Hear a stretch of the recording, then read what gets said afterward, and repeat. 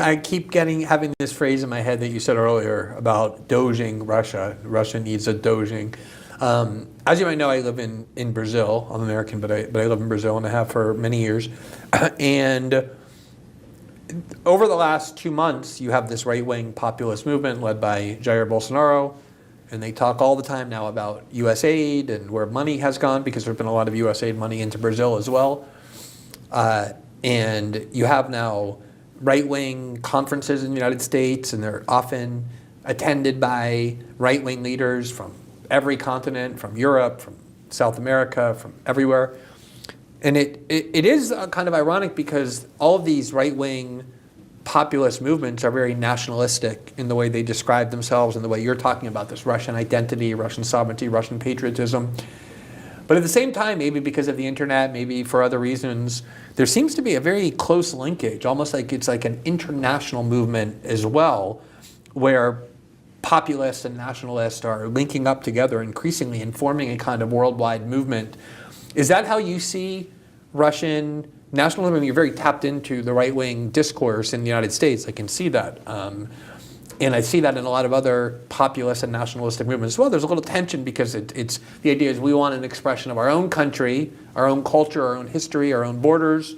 But at the same time, it seems increasingly, I don't want to say like globalism, but it does seem to be an internationalist movement as well. Is that how you see it? Yes, I agree. Because that is interesting that being European, Americans, Brazilian, and Russians, we have the same threat of the loss of our identity and cancelling of our cultural values, traditions, because the globalists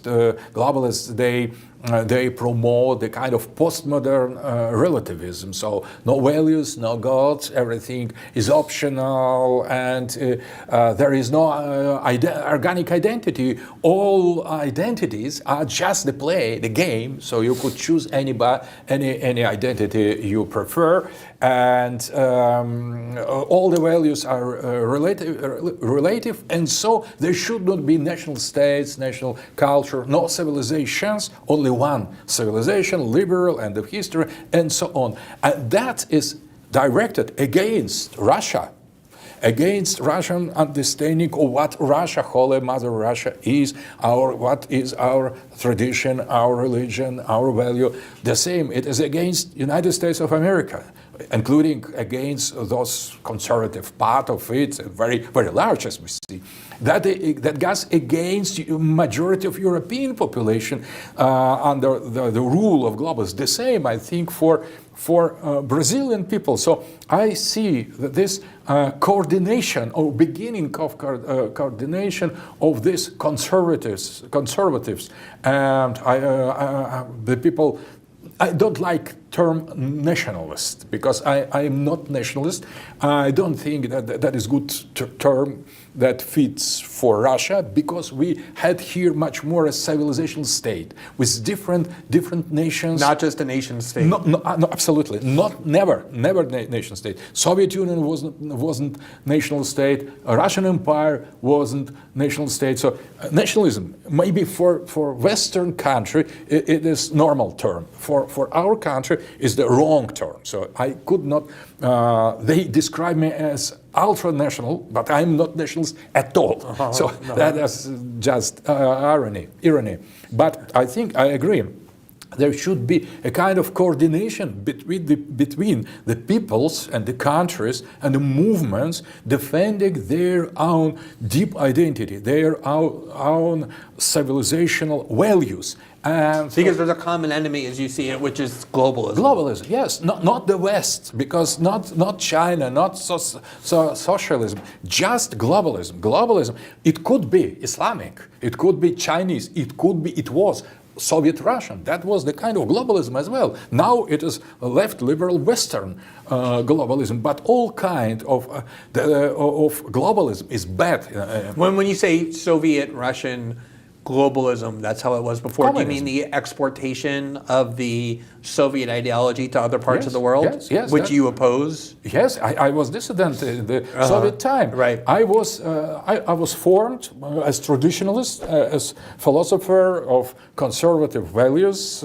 and I still that was in the beginning of 80s.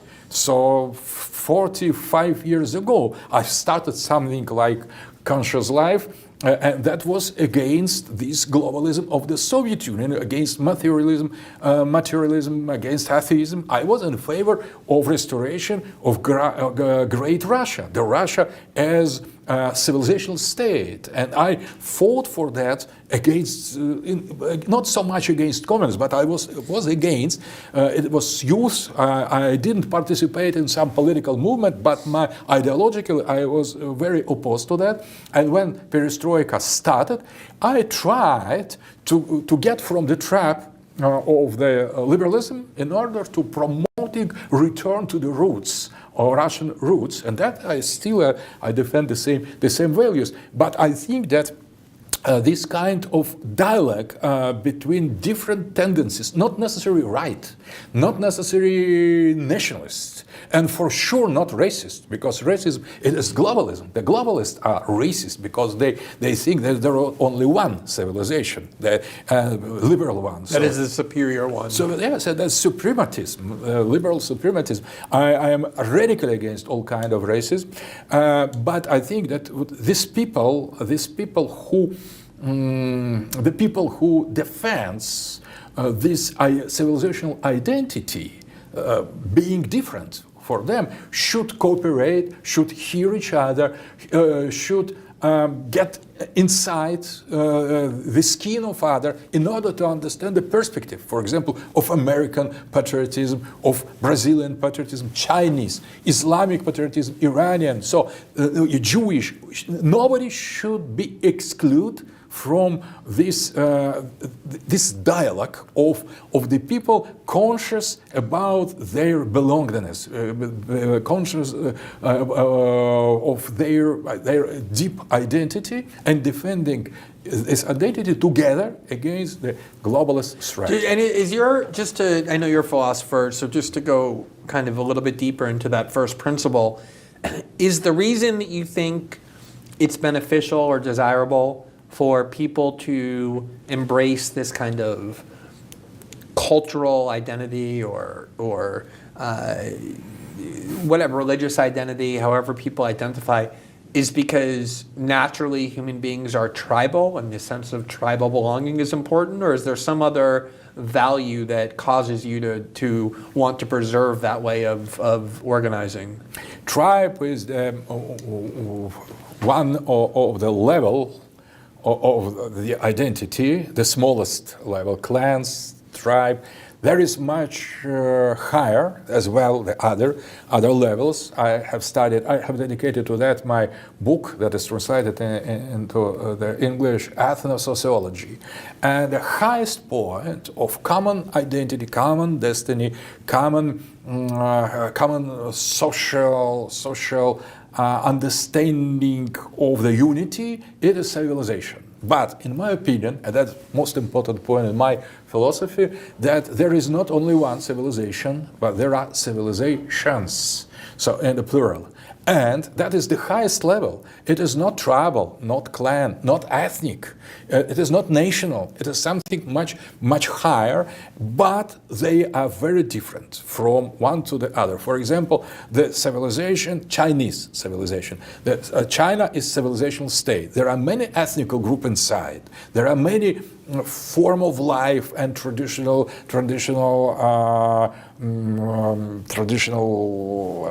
peoples and communities and societies, but there is something common. They could not read correctly hieroglyphs in the north or in the south. They are different. So that is inclusive, great civilization, not just people or clan. They look different. So China is a continent, a universe. The same for Russia. The same for United States of America. The same for Europe. So there are civilizations.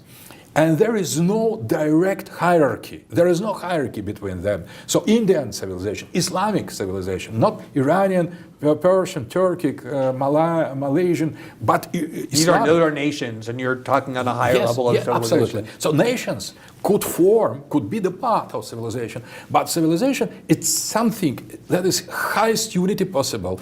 And if we imagine, or if we are in search of much higher level, we need to take in consideration all these civilizations. So we need to ask Chinese man, how sounds the term man? What do you mean by being man? Ren, it's man in Chinese.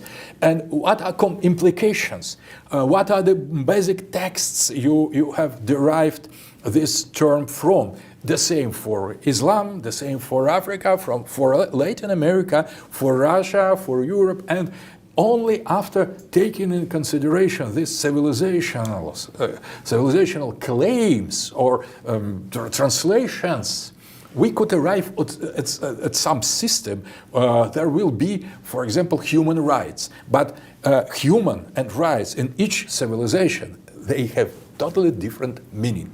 And now we are dealing with the Western, modern, liberal understanding of what is human and what is right. And we discard a totally Chinese understanding of what is juridic, the law, the Confucianism, and so on. Russian, Byzantine, Christian, Orthodox tradition, we don't take in consideration. So we are dealing with the products of one civilization and not whole civilization, because liberal globalists, they represent only small part geographically and historically of the Western civilization. If we go deeper, we see totally different meaning of the man, of the right, during different period of the West. And if we are convinced that the most modern is the better, that is a kind of chronocentric racism, tempocentric racism. So you discard your own ancestors.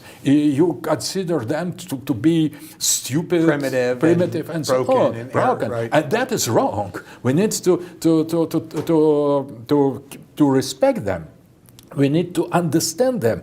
And the most we are dealing, for example, with Russian ancient language. It is much more richer than modern. So many meanings, so many forms. The same with Latin, the same with German, the same with Greek. So the ancient, that is not the primitive. It is much. In some ways, it's richer than. Yeah, richer than. Right, deeper. Yes, but that is. But we need to combine them. We could not. Right, because they're still modernizing in progress, yes, but by retaining what was not discarding.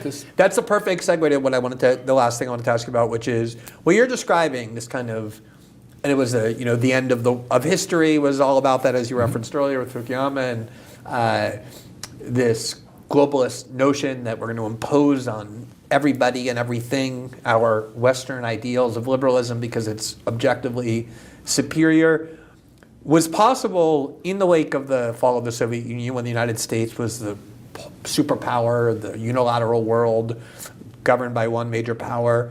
And I think there's a perception now, not necessarily in the United States, but around the rest of the world, that that's changing, that the world is becoming far more multipolar. Obviously, the rise of China is an example of that, but also the role that Russia is playing, that the West is starting to accept. And other poles of power as well. In India, you're talking about huge countries with very rich and powerful histories, or civilizations, as you call them. Is that the direction that you think the world is going in, is getting away from the unilateralism of the 90s and Bush and Obama years into a more multilateral world, and do these changes that you desire inevitably accompany that? I think that we had the chance to avoid many problems if we heard Samuel Huntington, who has suggested in the beginning of the 90s, not to fall into illusion of this unipolarity, not to fall into illusion of the liberal end of the history and the great glory of the West that now should lead the world and oblige everybody else to follow the same liberal agenda, individualism, human rights, and so on, global government. But we need to accept the fact of existence of different civilizations, including Russian, Islamic, Chinese, Indian, all that now is appearing as the powerful political entities, as big spaces, as something powerful in a material way. Huntington has seen that as a concept, as the ideas. The war of civilizations, as he described clash it. of civilizations. Clash, but that is not important clash. Everybody take in consideration, pay attention to clash. But we need to pay attention to civilizations with in plural. And that was the clash. It's possible where is war, there could be peace. Where there is peace, there could be war. They are linked together. Clash or not clash or dialogue, they are interchangeable. So the most important civilizations, and we had the chance to go that way, but we didn't go. Why not? I think that that was the kind of inertia of the Cold War. So there was bipolar system based on propaganda, political concept, and when one pole disappeared, there was the other. The other didn't disappear or didn't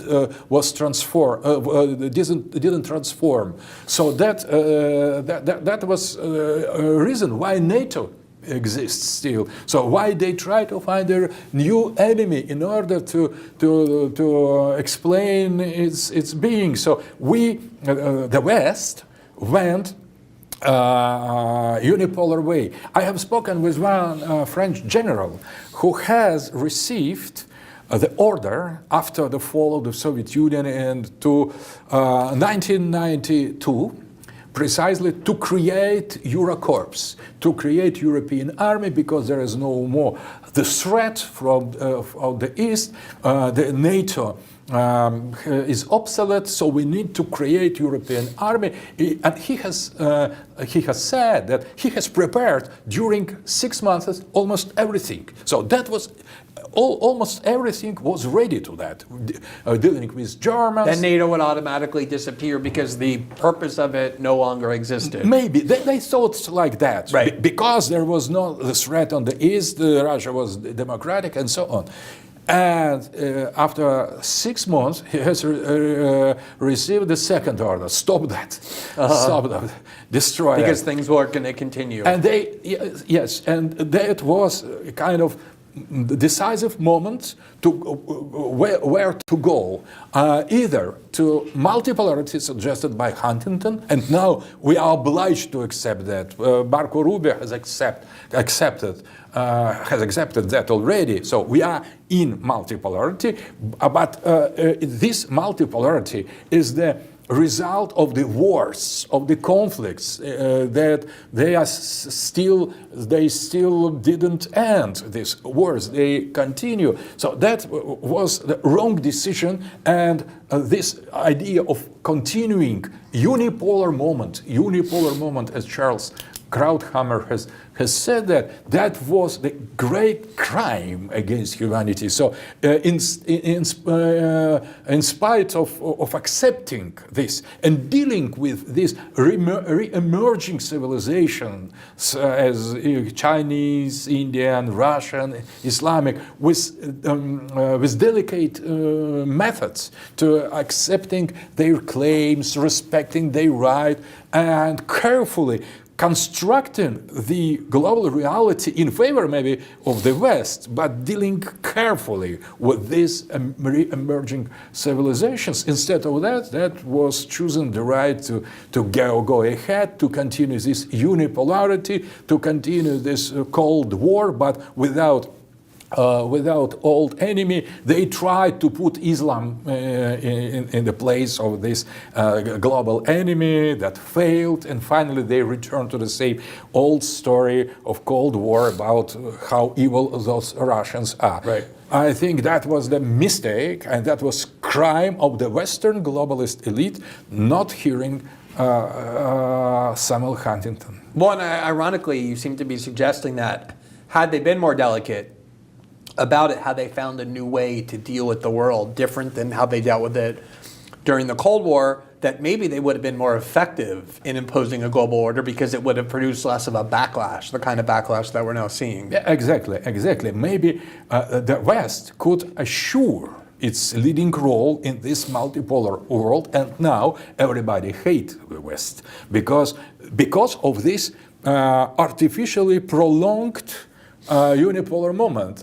More you insist, globalists insist on continuation of this unipolar moment, the more radical backlash is and will be. And Trump, in that sense, he is wise. He is doing exactly what the responsible, correct European, global Western leaders should do.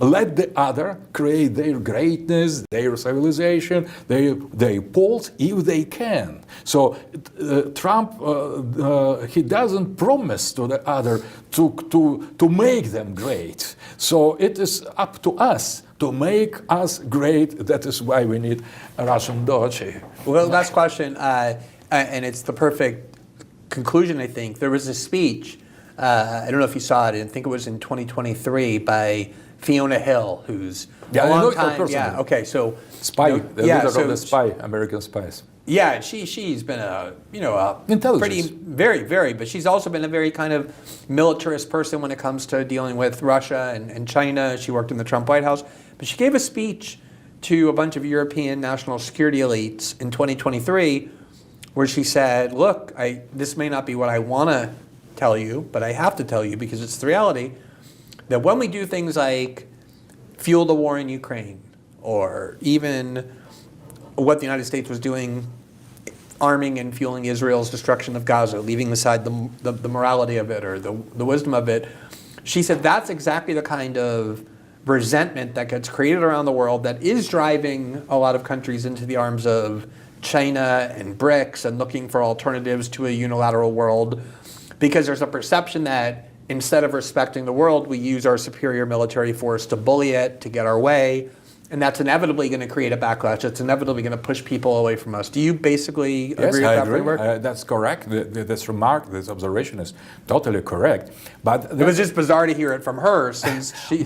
there is the only difference. So there is multilateralism and multipolarity. Multilateralism is based on the idea there is only one truth, and that is Western modern liberal truth. But you need to hide that. You need to trick the other, not necessarily cheat, but to make the image of that you respect them because they are savage, that you should respect, you should treat them carefully in order to promote your agenda. It is multilateralism. And there is multipolarity that is based on the sincere faith that there are different civilizations that we could not compare between each other. They have their own measures inside of them.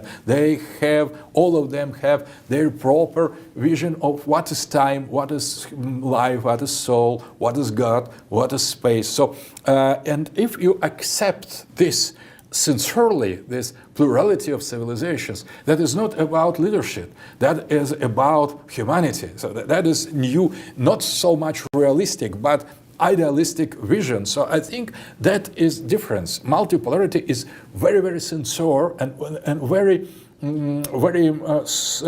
loyal to the principle of this multipolarity. Smallest group of people, of tribe, could have their own universe. We shouldn't educate them how it is in the reality, because in their reality it is so. So that we should apply to civilization a kind of anthropological approach. That respects diversity. Yes, absolutely.